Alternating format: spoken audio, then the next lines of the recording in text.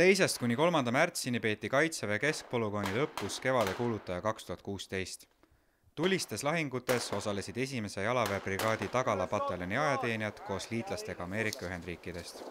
Kevade kuulutaja 2016 on siis 1. jalaväebrigaadi Tagala pataljoni lõpulahing, kus harjutatakse läbi kompanii koosseisus siis nii ründavad kui kaitsvad tegevused, eesmärgiga siis kontrollida jalaväetaktika baaskursusel osalenud ajateenijate taset, et nii staab kui ka allüksuse ülemad saavad teada, mis on siis see lõpptulem, ja siis selle käigus ka tegevväelased saavad kogemusi siis allüksuse juhtimisel ja ka üksustevahelisel koordineerimisel.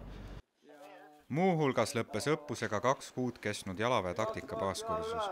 Kursuse eesmärgiks oli anda ajateenijatele edasi põhiteadmised lahinguliikidest ning arendada jalaväelaste oskusi nii ründe kui ka kaitseolukordades. No jalaväeline ilmselt ilma selle kursuseta ei saakski hakkama, et siin SBK lõpetatu ei anna kindlasti piisavalt siis teadmisi ja oskusi.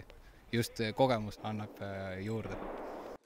Nüüd ootab ajateenijaid ees allüksuse kursus, kus põhirõhk on koostöö lihvimisel jao, rühma ja kompanii koosseisus.